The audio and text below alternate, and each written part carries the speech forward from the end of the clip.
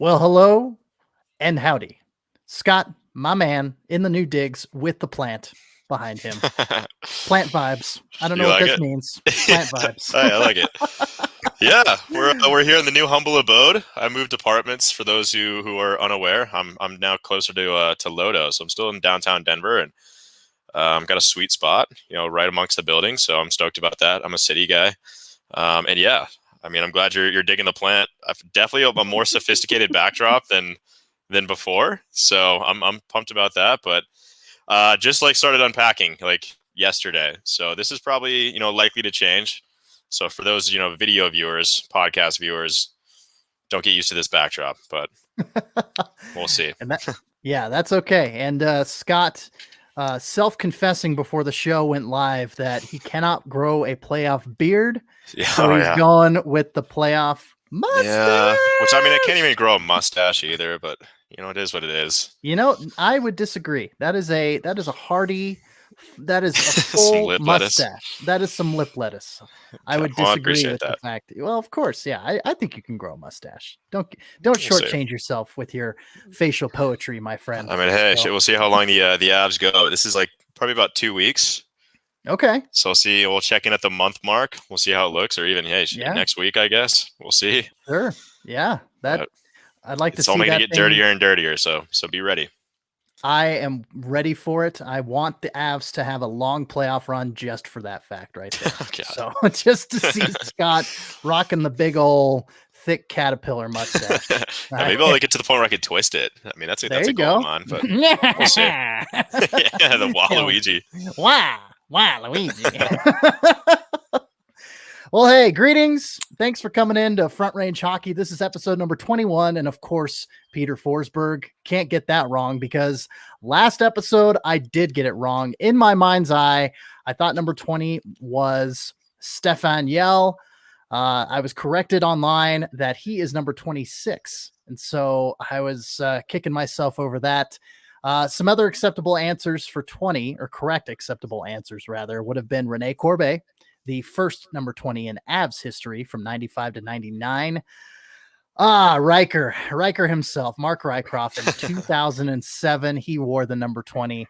And my birthday buddy, also born January 3rd, 1987, the legendary goaltender, Reto Berra. Reto Berra. Reto Berra. There we go. Yes, number 20. Typical goalie number 20. So Yeah, I was just thinking about that. I was like, I don't know if I've ever seen a goalie wear that number. No, That's interesting. no, it's like I'm not even sure that's allowed anymore. Yeah, it is. It's just kind of Is rare. it? I think so. Because I don't know. Did the NHL do they have? I don't a standard jersey numbers like they used to in the NFL, and I think they let them kind of free range do whatever they wanted to, but recently they changed them. So now I think linemen or linebackers can have 0 through 9 or 10, which are generally quarterback numbers. But yeah, they did a whole bunch of just rearranging, which I didn't even know that was a thing until recently, that certain player positions can only pick certain numbers. I don't think that's too much of a thing in hockey, but in some sports it is. Fun fact. Yeah, especially in football.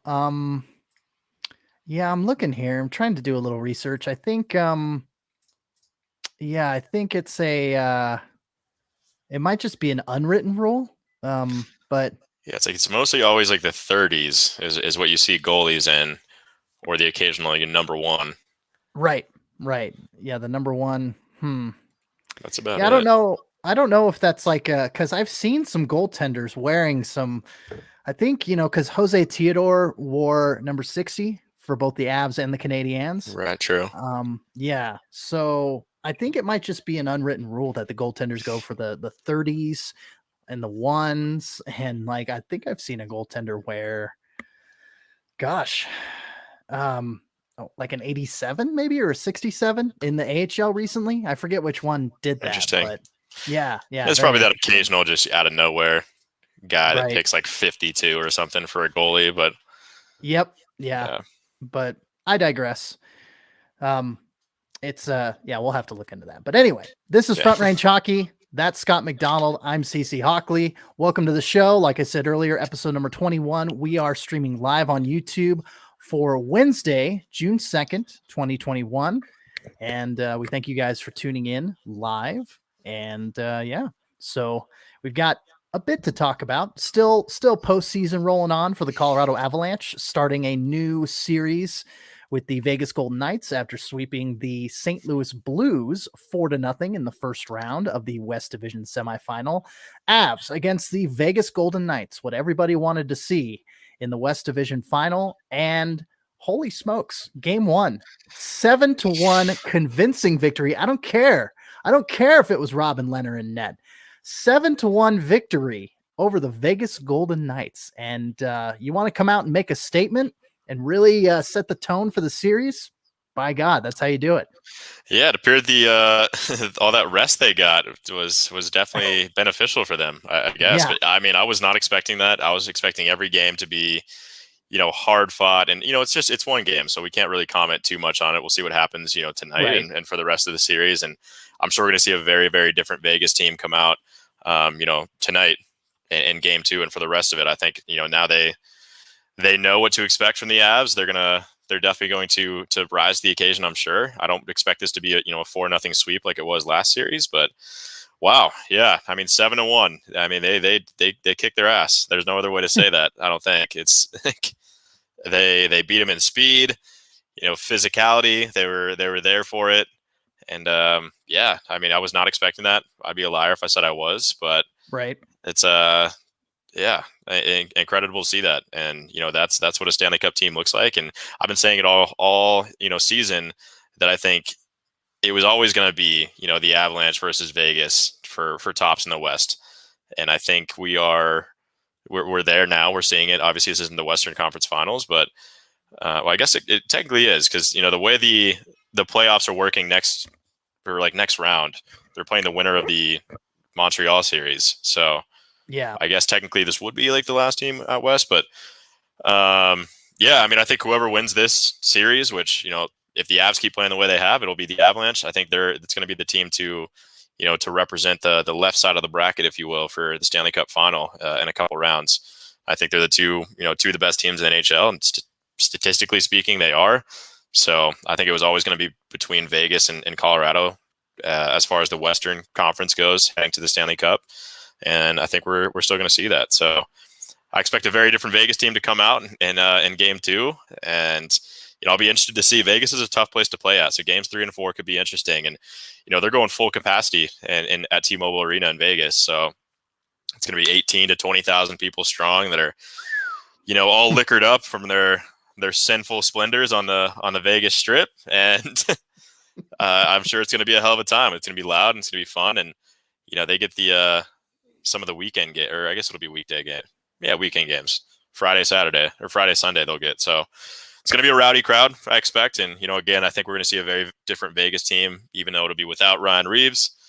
It'll probably be just as physical. And I'm excited to see what the rest of the series has in store. Speaking of Ryan Reeves, how did you read my mind like that? I mean, I knew we were going to talk about it. So of course. I gave that layup for you off the backboard. Off the backboard, right in the net. Ryan Reeves, 2-game suspension. Of course, nothing is consistent with the NHL Department of Safety. Kadri gets 8 games for his vicious check. Tom Wilson got a game, I want to say, or maybe 2 games. I can't remember off the top of my head now. It feels like he just got a $5,000 fine. Yeah. Oh, that's it? He didn't even get a game? No. Oh, wow. Okay. Yeah. See, I thought he at least got a game or 2, but no. Just the maximum allowed by the CBA of what you can fine a player, which is $5,000. So Tom Wilson gets that. And of course, Ryan Reeves gets 2 games for not the cross check across the back of the neck of Philip Grubauer, but, slamming Ryan Graves to the ice, and admitted by both the Department of Player Safety and Ryan Reeves, both of them admitted that he pulled a chunk out of Ryan Graves' hair. That wonderful flow of lettuce. Luscious locks. Luscious locks of Ryan Graves. And Ryan Reeves commits a a national travesty, as it were, in damaging. But no, in all seriousness, 2 games. Scott, I want to hear your opinion on this. And I know you broadcast that a little bit on social media and you got a line to toe a little bit, but what do you think? Do you think that should have been more? Yeah, I don't know if I'm going to toe the line, but I'll say exactly what I tweeted out. And it's Ryan Okay. Reeves is absolute trash. It's something I probably shouldn't say that as a member of the media and something that's going to be recorded and, and live. But I mean, I broadcast it on Twitter too, and I think a lot of people have that opinion. A lot of media professionals, colleagues of ours. It's just sickening. And I saw that, and I mean that's assault. That's just straight up assault. Doesn't matter if you're protected by the guise of this being a sports game, and I know the NHL and hockey and there's a lot of assault that happens. People dropping the gloves and punching each other. If you did that out in the streets, you're getting arrested. You're getting fined by the police department, whatever it is. But it's a game. They can do that. It's part of the rules. They get a 2-minute penalty instead of 2 months in jail or whatever. But I mean, that was just that crossed the line. Like there's playing physically, and we expected this from Ryan Reeves. That's his game. That's what he does. He's an agitator. Maybe he plays a little bit dirty sometimes, but he does a very good job, like Tom Wilson, kind of towing that line a little bit and not going too overboard. But that was absolutely disgusting. It was a blowout. Obviously, he was frustrated. Ripping this dude's hair out. His knee just driven into the skull of Ryan Reeves. Yeah. And, I was scared there for a minute, the way that Ryan Graves are just, laying on the ice kind of motionless and seemed like he was in legitimate pain. And obviously, he ended up, he's fine. He ended up coming back and playing the rest of the game. And, that obviously went into play with the Department of Player Safety's, ruling on the issue, but I don't think it should. He's a repeat offender. He's been suspended numerous times. To throw the damn library, throw the book at Nazem Kadri for a hit that, yes, it was avoidable, and I know the guy's out, and hopefully he makes a nice recovery. And 8 games is crazy, and then to appeal it and to keep the 8 games is crazy, and then to also just juxtapose that ruling with this Ryan Reeves shit is just it's ridiculous, and the inconsistency is laughable at this point from the Department of Player Safety. There's just so much parody, it seems, and people brought up, and I don't want to speculate on anything, but people brought up that George Peros is the majority owner or whatever in the Violent Gentleman clothing brand. It's like a hockey lifestyle brand. It's kind of embraces the goon lifestyle and the fighting, and something George Peros was known for back in his playing days. And again, everyone sees the irony in him running the Department of Player Safety when dude was suspended dozens of times or whatever, and he made his money and got his paychecks by fighting people and playing the way Ryan Reeves does. Everyone was quick to pull up images of Ryan Reeves wearing Violent Gentleman memorabilia, merchandise. And again, I don't want to speculate that went into it, but again, it's a bad look for George Peros. It's a bad look for Ryan Reeves. You hope that there isn't any sort of favoritism being played. But it's hard. I mean, no one knows. But is it odd? Yes, for sure. And again, just the ruling is even stranger because it's kind of the same situation as, I would say it's a lesser infraction than what happened to Nazem Kadri. That was a hit in a game. Yeah, it was maybe a little bit high. Wasn't intentional by any means, I don't think. Knowing Nazem Kadri, I think it was a complete accident. That's the way Nazem Kadri plays too, but he doesn't play dirty. I think that was just an accidentally caught him up high, was obviously looking to blow the dude up, and that's fine. That's his job in hockey, but he got a little high, was a little dangerous, and I get that. But Ryan Reeves is just blatant. He was trying to hurt him, ripped his hair out, cross-checked Grubauer in the back of the neck. A lot of people brought up the Steve Moore and Todd Bertuzzi incident, and just how disgusting, that act was, and kind of compared it to what happened with Ryan Graves and Ryan Reeves. And yeah, it's just my biggest thing was just, one, obviously all the stuff that led up to that. The cross check to the back of the neck is incredibly dangerous. This is 2 games in a row he's done that, and just got a penalty for doing it against the Minnesota Wild player in Game 7 when he cross checked him in the back and hit his face on the goalpost. and then to do it again in back-to-back games, again, just Department of Player Safety. I don't understand it. But the most sickening part of it was, the guy driving his knee into the skull of Ryan Graves, and that's right. Just completely disgusting and sickening. And I've been rambling for far too long, but I've been kind of waiting to air my grievances on this matter, I suppose, on this platform and not on Twitter. But yeah, I mean, he's, I don't want to call him a trash player. I know I did, but I mean, that's the way he makes his money, and I get that, but he crossed the line. I think everyone knows that.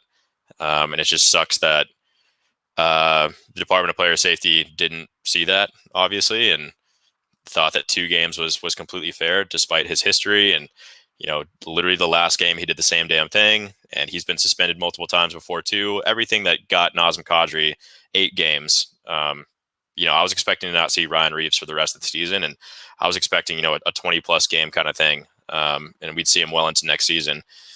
But that obviously didn't happen, and to be honest with you, I'm excited to see what Game 4 has in store. I hope they kick the shit out of him when he comes back. And again, shouldn't be saying that, but you get what goes around comes around, and I know everyone's got it circled on their calendar too. Everyone in the Avalanche locker room, Game 4, they're going to step up, or at least I hope they do. To go back to George Peros, I did a little digging, just because it's nice to have it's nice to have a little more information on, because you'd said, with suspensions and everything, it's an interesting fact that George Peros had never actually been suspended as a player. Oh, he wasn't actually. He was not, but wow. He That's did shocking. have, yeah, it is, but he did have more than 1,000 penalty minutes and 169 career fights. And so, you have a guy like that heading up the Department of Player Safety. And granted, I remember reading an article. Those facts were from a Sports Illustrated article, kind of combined with the Hockey News back in 2017. But I remember reading an article about George Peros and how, he was smart about it. He picked his spots. He wasn't an idiot about it. And that's probably why he never got suspended, was because he learned how to fight. That was his thing. He's like, okay, I'm not the best hockey player, so I'm going to learn how to fight on skates. And so he trained himself to learn how to fight on skates and became the stereotypical enforcer, probably one of the last of the dying breed of the true enforcers. And he was never fined, never suspended. But I mean, I'm sure if you're, a hockey aficionado, that he went to Princeton University. He had an Ivy League education.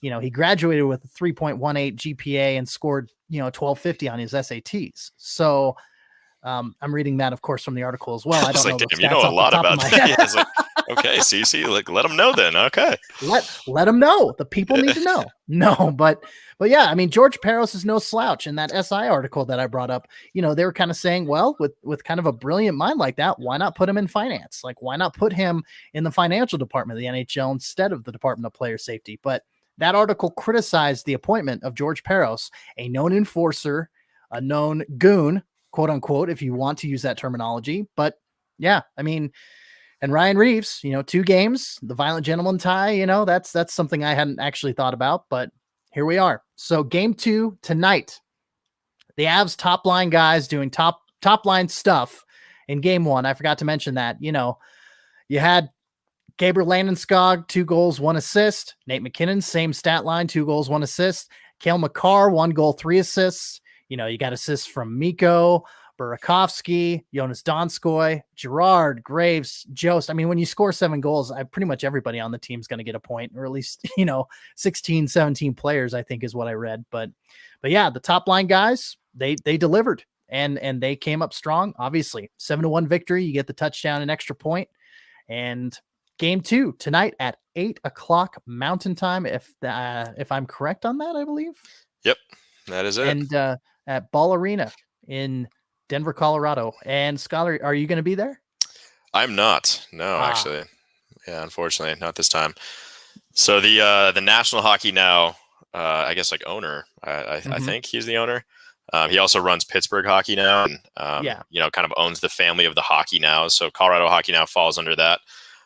So he's actually we do have 2 spots, but he's in town now that Pittsburgh's out. he wanted to cover this series. So I think he's in town through this week covering game 1 and 2. So him and Adrian have the seats, but hopefully I'll be back on my post soon enough. Yeah. I mean, games, like you said, games 3 and 4 are in Vegas, but are Friday and Sunday. So yeah, if you want to catch a flight out to Vegas, why not, Scotty? I thought about it. Honestly, I mean, if there's like a game 6, I might think about it, depending on the day. Yeah. If the flight's cheap enough. We'll see, but yeah, I don't know. Well, you got to play them one game at a time, though. So game 2, I said, tonight, let's not get ahead of ourselves. That's why we're recording a little early, is because the game's tonight. So yeah, so Scott is here and we are recording a little earlier, but I'm trying to seg as best as I can into this because this is the first time that we have had a paid ad break submitted to us. Now, we broadcast through Spreaker. We're part of the Full Press Coverage Network, Full Press Radio Network, and so we do get ad revenue for those who listen on Spotify, iHeartRadio, any podcast platform. You know, you have the canned advertisements, but now we have a live read for our first paid advertisement, and this goes out to @Desktop Penguin, who has plunked down his own money to let us read an ad because he wanted to give a little credit to Newfoundland. And so he wanted to write up a little ad for the tourism of Newfoundland. I mean, Scott has said that he's gotten a lot of love from the native Newfoundlanders. And so here we go. Let's do a live read real quick before we go to the Eagles. Newfoundland. Did you know that the official name of the province is Newfoundland and Labrador? And yes, 2 of the world's most lovable dog breeds were named after both of the land masses. St. John's is the capital of Newfoundland and one of the oldest cities in North America, as well as the largest city in the province. The city of Tilt Cove owns the title of smallest town in Canada with a population of just 4 people as of June 2017. Don't kill me on Twitter if someone has moved in or left the town and that number has changed since then. That's from Desktop Penguin. A quick Google search will tell you all of this and a lot more. And then Desktop Penguin said, you know, if Front Range Hockey lets me sponsor another ad, I'd love to hear directly from the people of Newfoundland and Labrador on what you would want the world to know about Newfoundland. Where's the best bar to watch Alex Newhook and the Avalanche continue their mission to capture a cup? What's the best food to eat to soak up 3 hours worth of beer drinking after a game? Tweet @Desktop Penguin with your suggestions, and he'll create a new ad with the real info that the Newfoundland locals want the world to know. So there it is, our first ad. Appreciate live read. Desktop Penguin.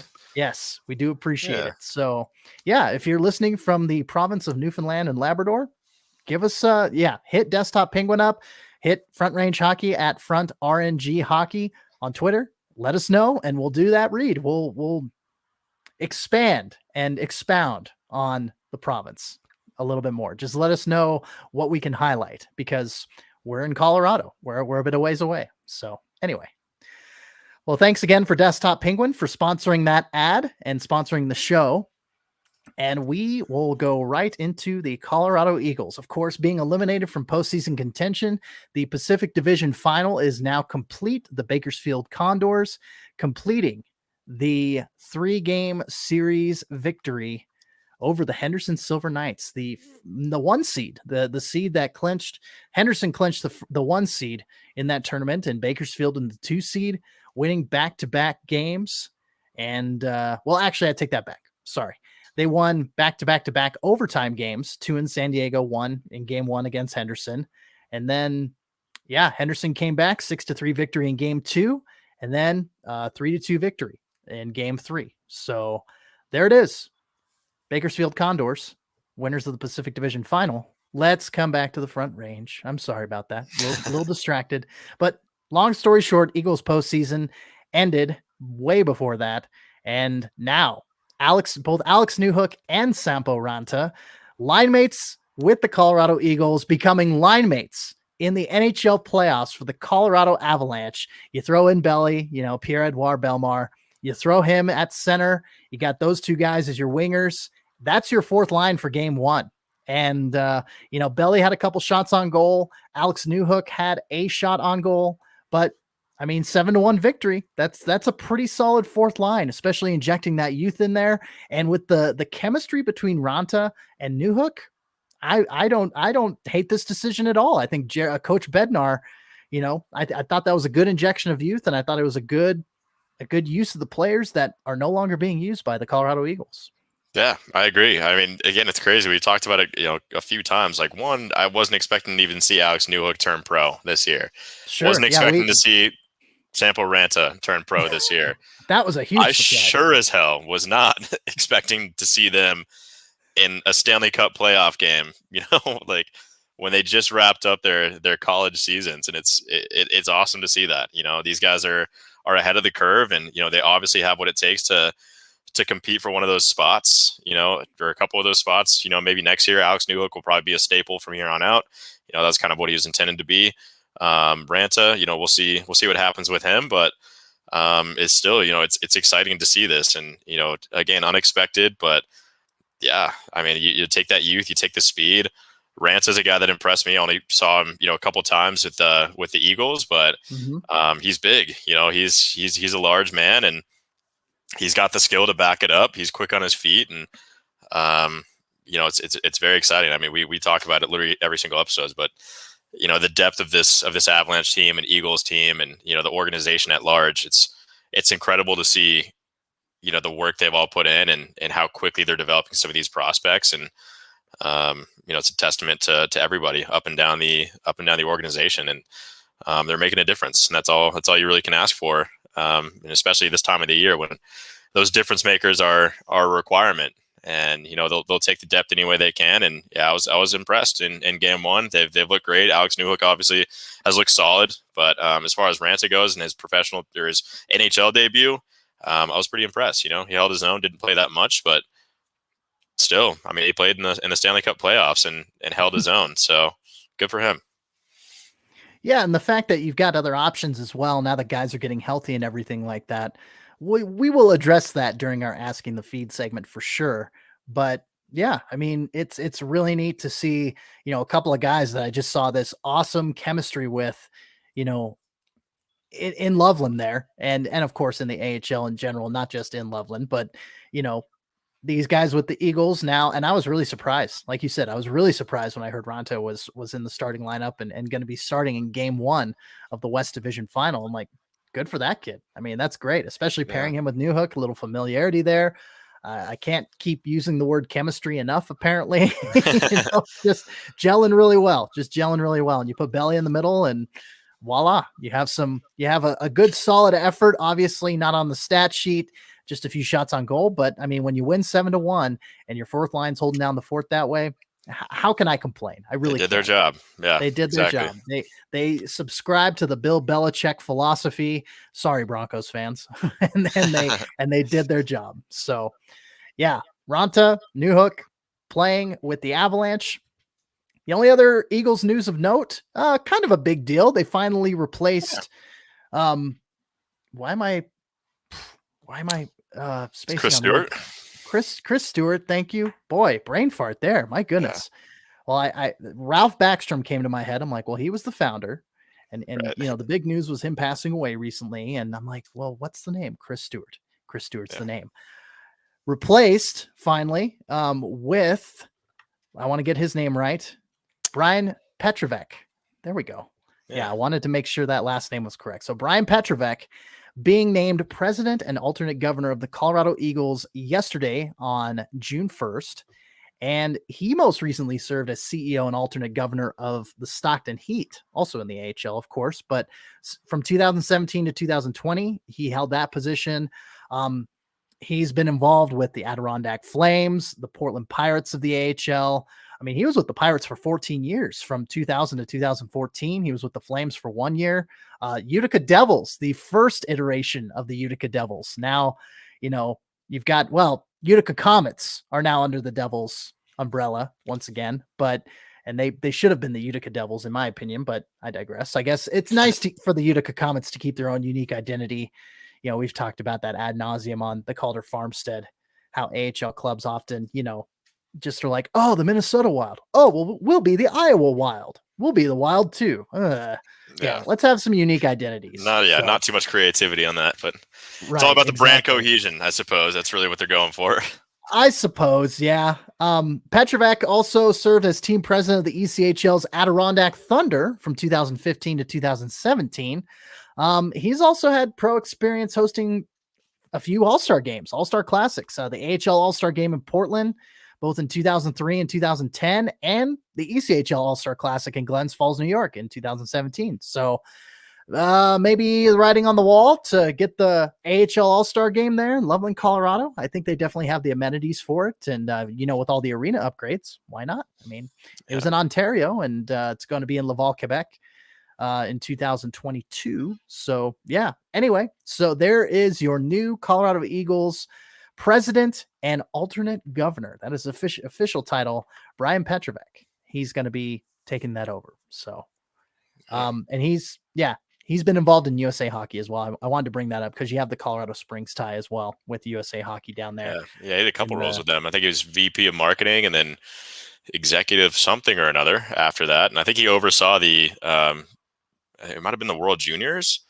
or he oversaw the Team USA. I don't even know if he was the GM or what he was, the manager of some sort for one of the World Cups. I don't know, team but yeah, leader. Team leader was his official title for so Team whatever USA that means. Back in '96, yeah, and for the men's team in 1998, the Winter Games in Nagano, Japan. Scott, do you ever play that N64 Nagano Winter Olympics? No. No, yeah, it was kind of a generic, but man, they crammed everything in there. I think It's a fun idea. Can't remember. Yeah, it is. Yeah, they crammed like bobsledding and skiing and all the winter sports. I think hockey was its own separate game, I want to say, but I can't remember. But anyway. Nice. Yeah, so it's cool.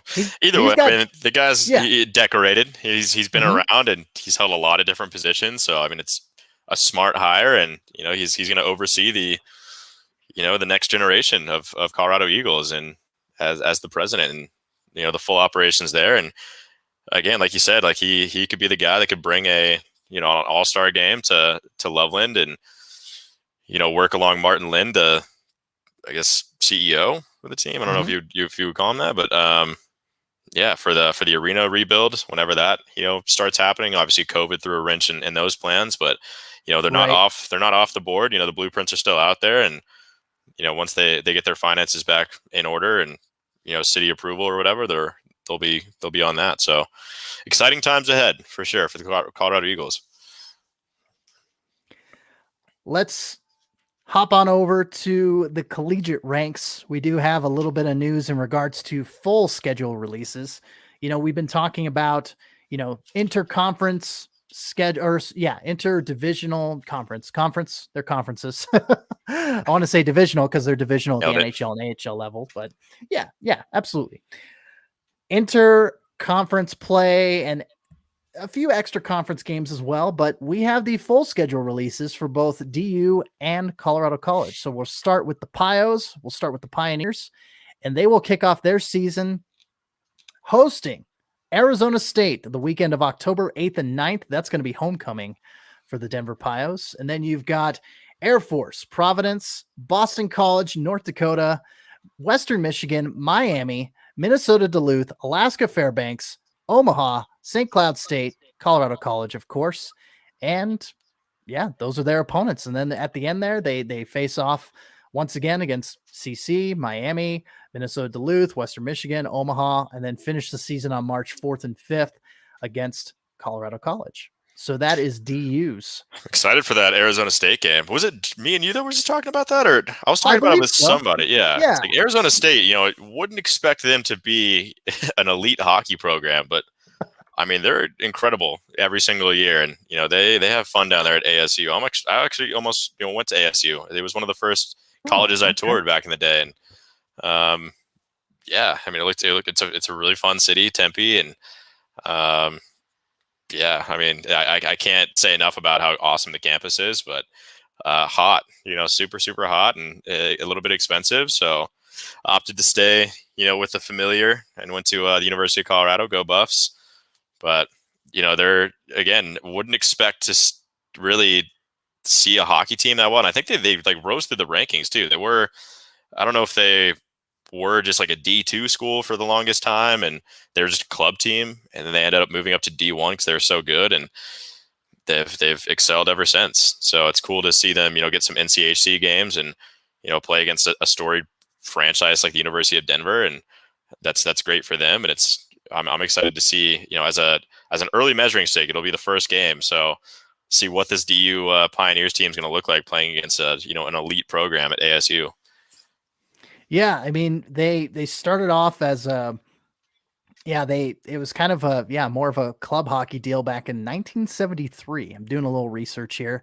It says late 80s, they became a full-fledged hockey team competing in Division II of the American Collegiate Hockey Association, the ACHA. And then, they achieved ACHA Division I status in 93. And so they recently joined the NCAA Division I status in 2014. Okay, 14. So, yeah. So somewhat recently, relatively speaking, but I guess not super recent.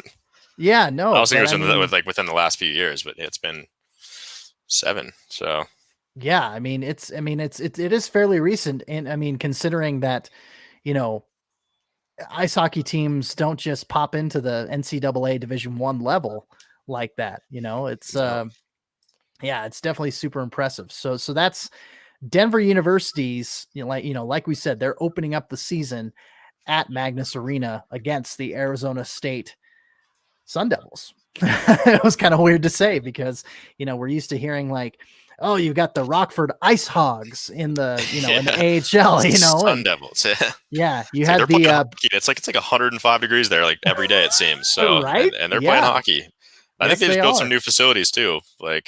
So, they're pouring a lot of money into their hockey program, and the results they're showing. So it's definitely someone to keep your eye out for. And again, like I said, relaying it back to DU, I'm really excited to see the kind of measuring stick game that'll be, because non-conference are supposed to be your easy games. The conference play is kind of where it gets like more intense, and you're playing the North Dakotas and all those guys. So, we'll see. I don't think anything's going to be easy for this DU team next year, but and certainly that first game against ASU is not going to be easy, but excited to see that one. I'll definitely be there.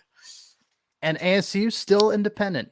Been independent since they came into the NCAA back in 2014. So cool. Very cool. Not hindered by a conference. Oh, you did a little Jake Peralta there from Brooklyn Nine-Nine. Cool. Cool. Yeah. Sorry, I've been watching that. I've never even watched that show. I've seen like the memes and I've seen that clip, but I just I've always said that. I don't know. Cool. Tight. Yeah. Cool. All right. Yeah. No, me and the girlfriend have been watching a lot of Brooklyn Nine-Nine lately. So I'd never seen it. Looks like a funny show. It's pretty hilarious. Terry Crews, I'm a big fan of Terry Andy Crews. Sandberg's hilarious. So Andy Sandberg is hilarious. And I think the cast around him, like you'd recognize him if you saw him. But you couldn't name him. But he's from that, or she's from that. Yeah. Yeah, exactly. So Brooklyn Nine-Nine, anyway. Bringing that up from a side, let's go to Colorado College. We'll talk about their scheduled drop as well. So St. Lawrence, Union College, Boston College, Northeastern, Air Force Academy, St. Cloud, Minnesota Duluth, Omaha, North Dakota, Arizona State, December 17th and 18th. They're getting a few games in with them. Miami of Ohio, Western Michigan, Denver, 21st and 22nd. Then you've got Omaha again, North Dakota again, Miami of Ohio again, St. Cloud again. And of course, as I mentioned earlier, March 4th and 5th, playing Denver 2 more times as well. So that is the full schedule for the Colorado College Tigers. And speaking of the Tigers, speaking of alumni, couple alum playing against each other in the second round. So you've got Jacob Slavin for Carolina against Curtis McElhenney of Tampa Bay. And they may not be taking on each other directly per se, but you've got 2 guys on opposing sides. And so it'll be interesting to see if the Lightning, and Andrei Vasilevsky, he's going to be the starting goaltender for the Lightning, barring any unforeseen circumstances. So McElhenney is going to be the backup. So Slavin's probably not going to go directly against him, but hey, it's a neat little tie-in. You got 2 alumni going against each other, especially Colorado College, who's not like a super perennial powerhouse, but they do produce NHL talent. Jaden Swartz comes to mind, of course. in St. Louis. And of course, these two guys come to mind as well. So you've got that in the NHL playoffs, round 2. Last but not least, Air Force. Surprisingly, we've got some news for the Air Force Academy, and they have had 3, not 1, not 2, 3 players commit this past week. So let me pull that list up real quick, and I'll tell you who it is. And of course, my hyperlink in my notes went to Colorado College. They didn't go to the Air Force Academy. Of course, that's what's going to happen. So stand by, technical difficulties, play the music. So, actually, I was right. That was 3 commits for Colorado College this past week. I apologize. Oh. That's my bad. Yeah, sorry about that. Oops. I'm all over the place. Wacky Wednesday. Must be hump day. Anyway.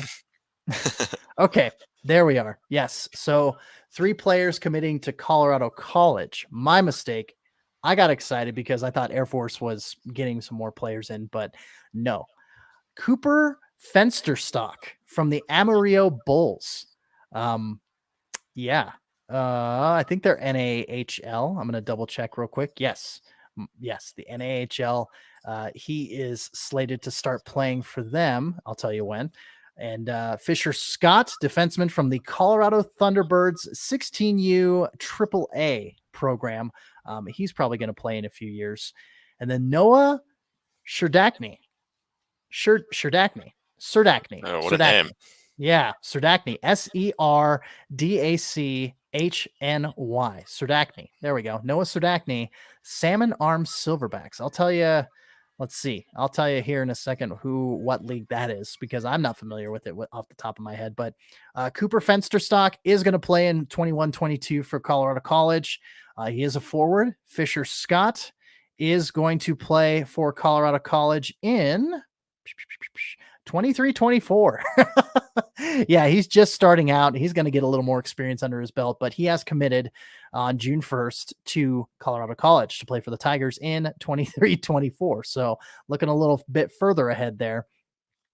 Noah Serdachny, Salmon Arm Silverbacks in the BCHL. That's why I didn't recognize them. Kind of in the lower level juniors programs up there. He is committed to Colorado College for 22-23. So there you go. Those 3 players committing to Colorado College. And Air Force Academy, we also have another commit, just 1. I thought it was 3, but that was for Colorado College. I did my research earlier. Yeah. I got too excited. Like, Air Force Academy, get more players. No. So Liam Hansen, both Swedish and United States lineage there, committed on May 28th for the 22-23 season. He was with the Chippewa Steel of the NAHL this past season. 10 goals, 20 assists, 30 points total in 34 games played. So with that all said, that's all for our Colorado Collegiate Roundup. Last but not least, Scott and I's favorite part of the program, because we get to talk to the people. We get to ask the people. We get to ask the feed. We are asking the feed on social media. So let's start out right quick. Let's go to the queen, the Avs queen, Nikki at Avs Queen 20. You want to talk about number 20s? She actually has a jersey. I saw it on Twitter one time, the number 20, and it says Avs Queen across the back of it. So episode number 20 could have been about Nikki too, the Avs Queen. So there you have it. Simple question from Nikki. Does Bo Byram play this series? And I'm going to say better to be safe than sorry. If he's still, if there's still some lingering injuries there, I'm going to say no. I mean, so I actually asked Bednar about this not too long ago, maybe like last week, and he's 100%. He said he's healthy. Okay. Or actually, Bo Byram said that. I think he came out and said like he feels 100%. Yeah. And I asked Coach Bednar after that, like I heard that, and I was like, is he a guy?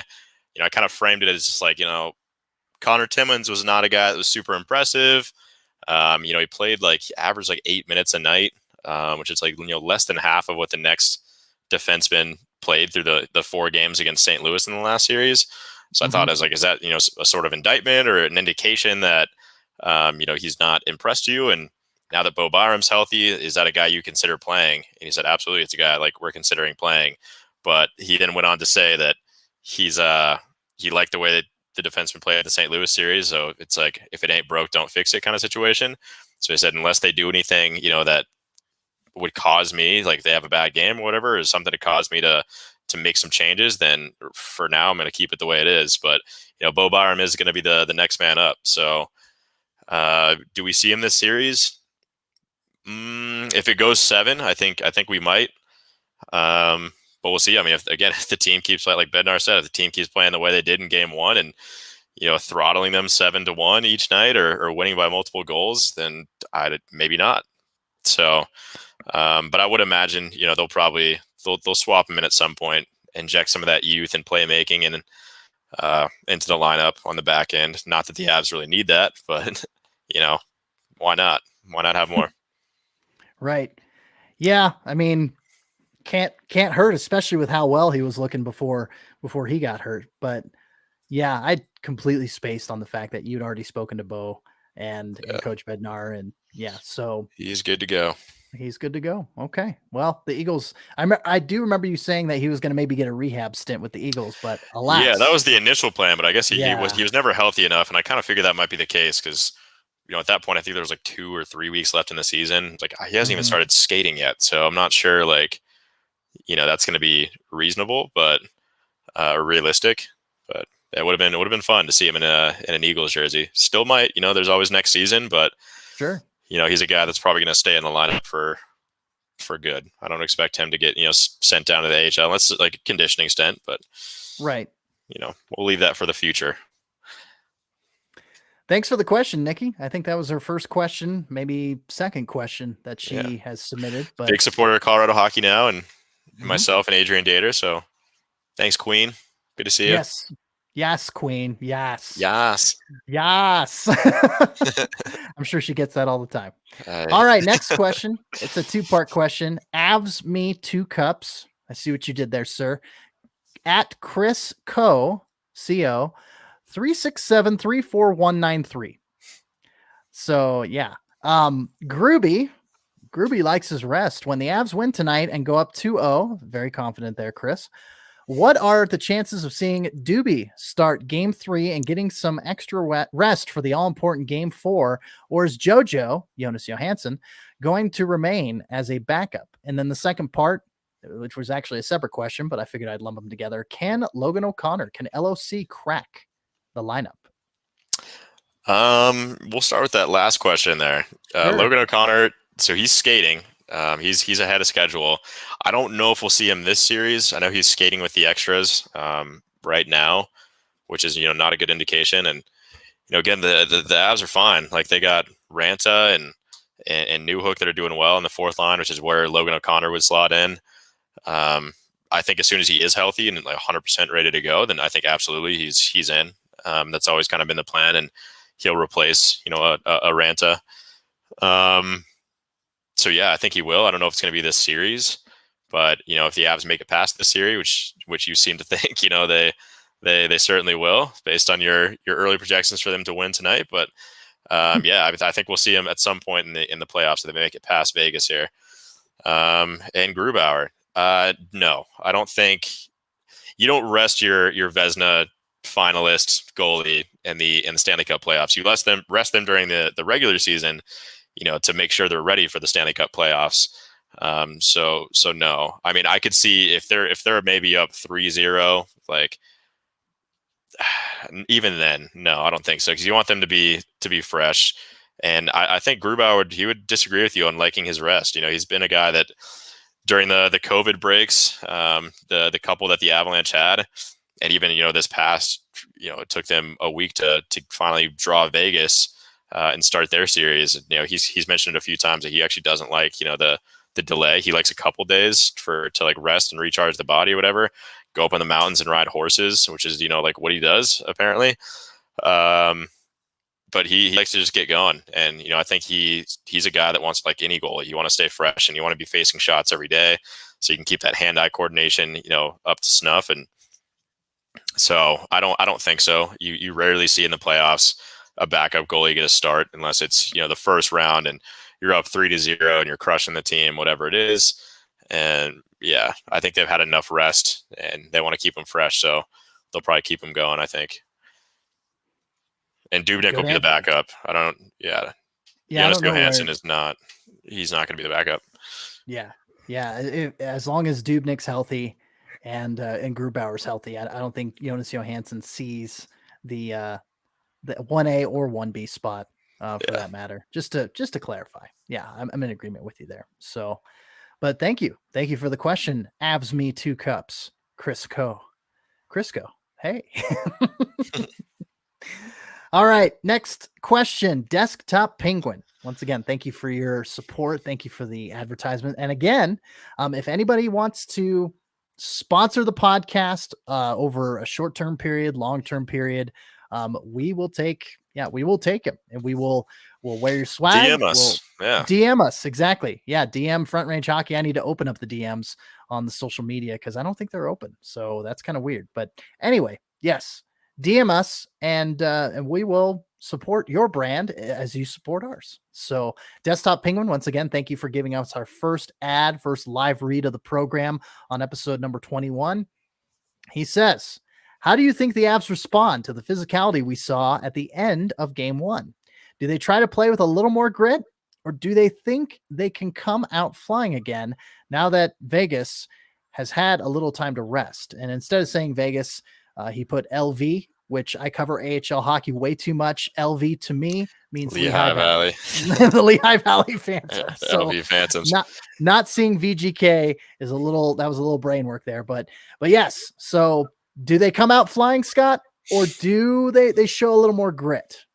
I think it's always the plan for them to come out flying for sure. So I think they'll absolutely do that, and I think we're definitely going to see, based on comments that, Vegas coach Pete DeBoer has said, obviously the Ryan Reeves situation and all that's come with that. I expect a pissed off Avalanche team, but I expect an equally pissed off Vegas team too, based on them, getting their ass kicked in game 1. So it'll be interesting. It'll be, a physical game. I think the entire series is going to be, despite what happened, or even before what happened in game 1. It was always going to be a very physical series, and Vegas leads, the playoffs in the NHL in hits per game during the regular season, and they average 3 times as much as the Avalanche do so far in the playoffs. It's like 45 hits per game, which is absolutely nuts. The Avs average 16.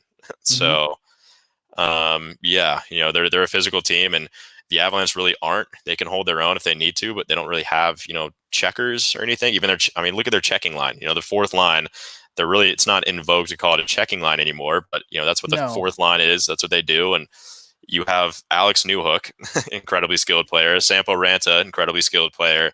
And then you have Belmar, which, he's probably going to be your physical guy, but even he's, chucking 2 to 3 hits a night, and that's about it. So the Avs don't really have a physical, side to them. They could take hits, and, they rely on their speed to avoid hits, which is, where they get most of their success from.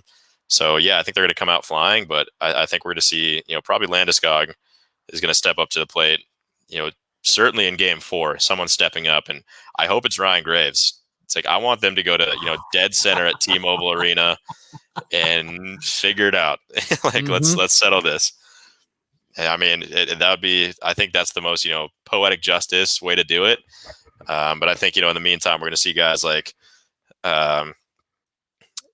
Landeskog for sure. He'll step up and he'll have a response tonight, I think. Yeah, and it doesn't look like Liam O'Brien, the one that we kind of thought and threw some conjecture behind, was going to get put in the lineup. So obviously Bednar going with skill on the fourth line instead of, like you said, the stereotypical checking line of that fourth line. And yeah, it worked out well in the first game, 7-1. So we'll see what if it ain't broke, don't fix it. Yeah. If it ain't broke, don't fix it. Yeah. Wouldn't be surprised. Putting speed over grit once again. So we'll see how that pans out, but that's our professional opinions. At least we play professionals on the podcast and live, in the live setting here. So anyway, thanks for the questions once again. Next question, we go to Durf Zuki himself, at Durf Zuki, Fred J, the J-Man, the Fredster, Fredorama. I won't go down that hole. Okay. He says, I have no questions that won't already be discussed. You guys are on top of things. Smiley face. On that note, can't wait for the podcast and the game and hashtag go Avs go. And then he presses enter and goes, I guess my only question is that if the Avs go to the next round, do you think we'll finally go back to normal 7 p.m. Mountain Standard Time every game? And I believe we're in Mountain Daylight Time now.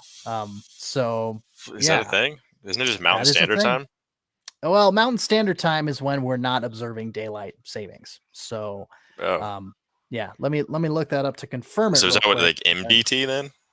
All right. Anyway, I don't know. It is Mike learned Delta something new. Tango. Yeah. Mm-hmm. Okay. Denver time now. So yes, Denver Sick. time now is Mountain Daylight Time. Mm-hmm. Oh shit! So I gotta start changing that in my copy.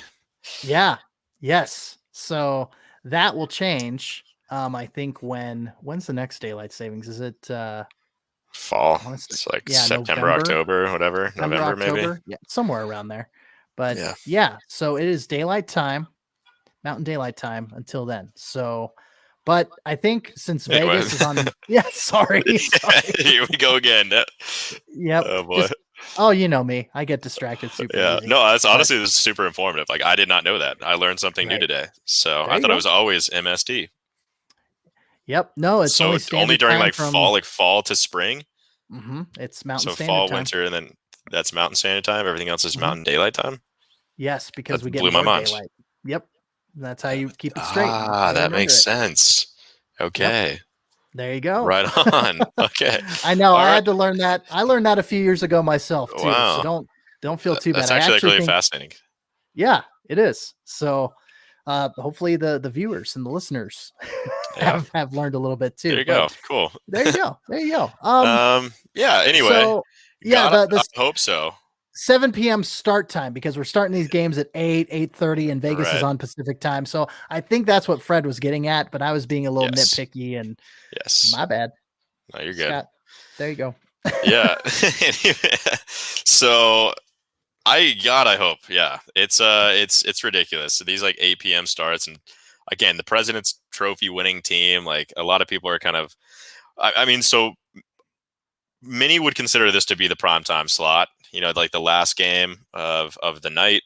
But unfortunately, especially, in the first round where every team is playing, and you got to factor in the East Coast teams, and you got to think that, like, they have their own, kind of set of issues too. Like they're starting at like 4 p.m. there, some days, which is, people are pissed off because they're not off work yet. They don't get off till 5, but, puck drop starts at 4, so they're missing it. And we have the opposite problem where it's, like 9 p.m. It feels like we're like finally midnight or 12:30, 1 a.m. Like I'm done writing, or, post game interviews are wrapping up. So it's they're long days for sure. And I hope with the fewer teams,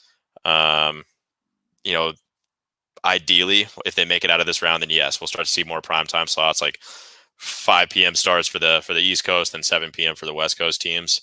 At least I hope. And I guess we'll see that definitely next round, because they'll be playing the winner of Winnipeg and Montreal. So they'll be going out east for some of those games, for games 3, 4, and 6. So we'll definitely get some earlier times. Yeah, maybe if they make it that far. We'll see the format too. We don't know what that's going to look like either. But yeah, once we get out of like these California times, like the Vegas series, we're going to see some later games. So hopefully, next round, if they make it past this, then we'll see some earlier times. But I'm over it too, Fred. I hate it. He also said, because the GIF was in Bruins colors, he said, ignore the Boston GIF, crying smiley faces. Only one I could find. It's subtle enough, other than the colors that give it away, I guess. We need an Avs one. It says we want the cup. So there's that. Yeah. We're going to power through this because Scott's running on a little time crunch here. Joseph Wills at hockey_jersey says Kadri gets 8 and Reeves gets 2. Seems fair. Eye roll emoji. We've talked about that, Joseph. We know. You'll have to rewind if you weren't listening live to that. But a couple more questions. Karen Sherritt, how do you see the lineup shifting with Kadri's return in Game 6 if needed? Big ol' smiley face. So at Karen Sherritt 4. Yeah, I mean, someone's gotta go. Right. I mean, it's gonna be, I would imagine, Ranta. Soderberg, it seems, has probably played his way out of the lineup. When you're you're getting usurped by, a 20-year-old kid, then that's kind of rough, because he was brought in to, be that depth guy in the playoffs and be that third or fourth line guy wherever they needed him. And he, quickly played his way out of it. Was not great. A lot of people on Twitter would point that out. A lot of just fans and pundits and media people, were quick to point that out. And I agree. I mean, he wasn't up to standard. So he got replaced by Ranta, but, unfortunately Ranta is going to get replaced by Kadri, and he might get out before. They're still appealing it to the, the third party now. He has that option, and can confirm he's done that. So I don't know how long that process takes, but, we're on, I guess, what would this be, game 4, maybe 4 or 5 of his suspension. So he's, he still has 3 or 4 games left after tonight. Yeah. So I mean, they might reduce it by a couple games, or who knows? He could be playing next game. So we don't know yet. But yeah, once they put him back in the lineup, I imagine he'll probably slot back into the that middle 6, and then we'll see Ranta. Leah Comfer will probably go back down to the 4th line with Newhook and Belly, and yeah, they'll slide Kadri in. There you go. Karen, thanks for the question in at the 11th hour there, sliding that in. And speaking of which, our last question also slid in pretty late, about 15 minutes ago. Gil Mainklang at Gil_Mainklang. God, I love his questions. They're so good. Yes, they are so good. This is the good spicing up of the hockey related questions. We love these coming in, and you get to know us a little more too. So Gil, thanks for spicing it up. We really appreciate it. So let's finish this out with a Gil Mainklang question, Gil Mainklang special. Hopefully it's not too late to throw out a question. Of course it's not, Gil. Of course it's not. What are your top 3 sandwiches? Scott, do you need a moment to think about this? Because I was just say you take this one, because I need to I need to think about it. Okay. I am going to split it up into 3 different categories here, because there's a lot of sandwiches and a lot of different ways to divvy this up. So I make a sandwich, with the, 12 grain Oro wheat bread and my meat and my cheese every day for work. Like, that's my go-to, unless I have leftovers from dinner the night before. And there is nothing better in that simple sandwich than ham and pepper jack cheese. I don't do mayo, don't do mustard, don't do any lettuce. You're raw dogging it? Just dry? Dude, what? No condiments on there? No condiments. No. And it's like the 12 grain Oro wheat shit? Like, that's kind of dry. Yes. No, not for me. Wow. Okay. Yeah, I bring me some carbonated water, AHA, bubbly, you name it, and just have that with the sandwich. I've been doing that for years, man, ever since I was in high school. So yeah, I feel a little judgment right now. You need to a little bit, yeah. Back off, bud. I still don't even know what my say. Okay, I got to stop commenting on yours and think of my own here. Stop throwing rocks at me. And he who is without sin and deferred to me, lest he cast the stone. I'm just mixing in biblical fables or whatever. We get it. Quit giving me shit, Scott. Come on. My bad. Yeah, sure. But so that's my first one. Next category is chicken sandwich, and I'm going to go with the Popeyes chicken sandwich because it is delicious. And I'm going to say no pickles because I don't like pickles. So that's strike 2, CC. You know what? God damn. Dude, I'm moving on. The next episode of Front Range Hockey, I'll be retiring. I'm stepping down. Scott and I were having a huge fight right now. We're going to have to, go to court and talk about this. Yeah. Look at our podcast prenup. Kidding. Last category, I think, is a sub sandwich. So, Subway, Jimmy John's, Quiznos. I'm going to go with the Jimmy John's Italian nightclub. You got the capicola, you got the salami, I believe just a lot of good Italian meats. So there you have it.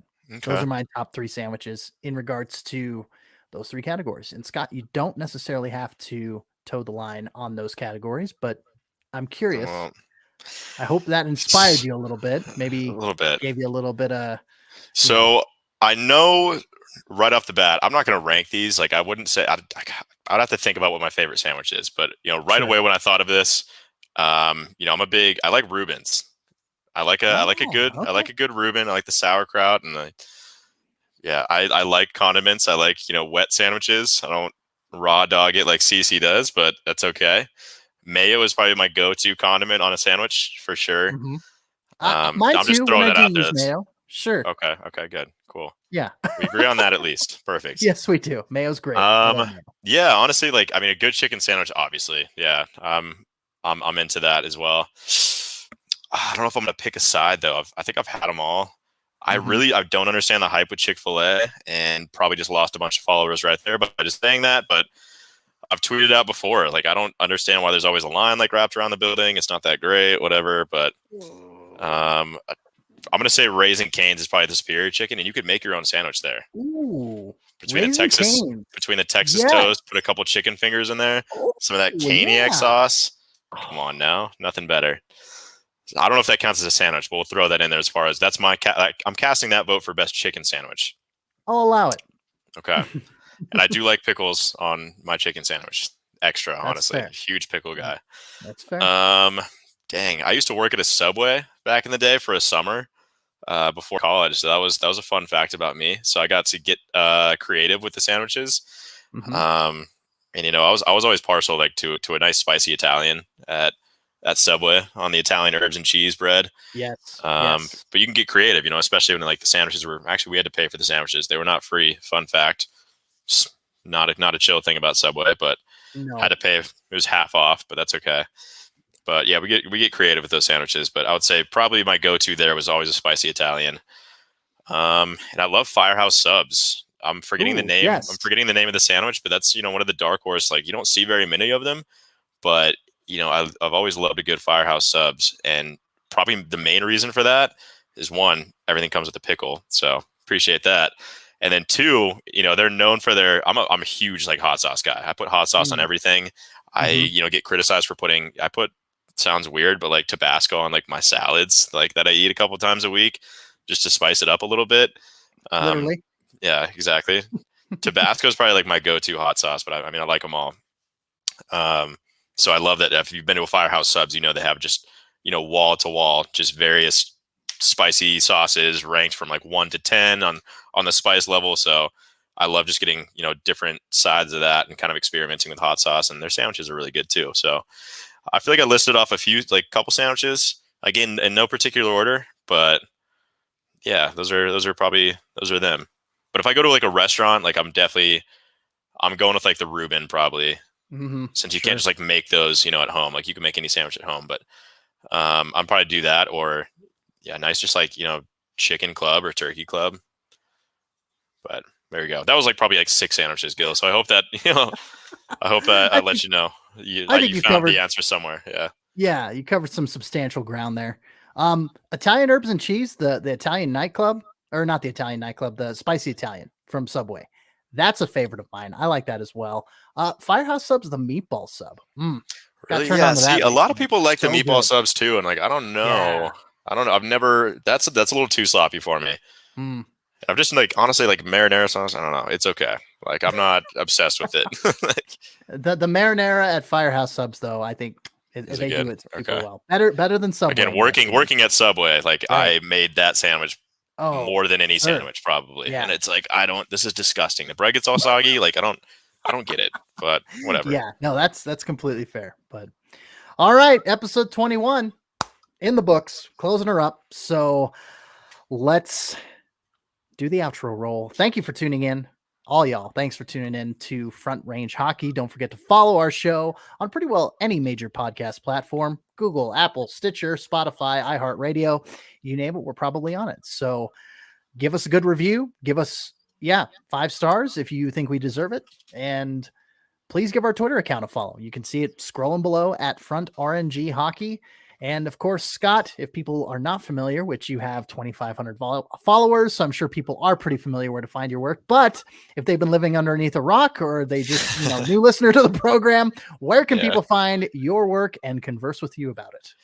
Well, you can find me on Twitter every single day at offscottfree, at 0FF Scott Free, because at offscottfree was taken by a lawyer from North Carolina, but you can't really hate him on that because that is very clever. That's his name is Scott, obviously. So that's yes. I'm not even mad about it. What I am mad about is he's never tweeted before, and his DMs aren't open, so I can't. I mean, he probably doesn't even know his login, so I can't DM him and tell him to relinquish that so I can have it. But It is what it is. Anyway, you can find me there on Twitter all the time. DMs are open. I like to talk hockey, and I tweet, a lot. So you'll find some relevant information there. But other than that, you can find my written work at Colorado Hockey Now, working alongside Adrian Dater. We post every damn day there too, probably multiple times a day. 10 plus posts a week. So you definitely get your money's worth. I think it averages out to be like 2 cents per story for the yearly subscription. So worth it. Give it a shot. Try it out. DM me and I'll give you a discount code too. There you $19.99 a year if you DM Not me. Not too shabby. Yeah, that's a great value. Can confirm. Well, I'm CC Hawkley. You can find my written work at Full Press Hockey. That's www.fullpresshockey.com. And of course, Front Range Hockey is part of the Full Press Radio Network. Boy, had a big old brain fart lost right it there. Almost went off the rails. We're almost to the depot. Come on, CC. Check this out and a ton of other great hockey podcasts, plus other great sports and sports entertainment pods on www.fullpresscoverage.com. You click that podcast menu, drop down. So many shows, so much to consume. We thank you for consuming our podcast. We love it. Thanks very much for hanging with us. 21 episodes. We'll keep on rolling, keep on chugging along. So for all the guys, gals, and non-binary pals, for Scott McDonald, I'm CC Hawkley. And once again, thanks for listening. And of course, being in Colorado, we got to say, stay colorful, my friends. Bye-bye. See ya.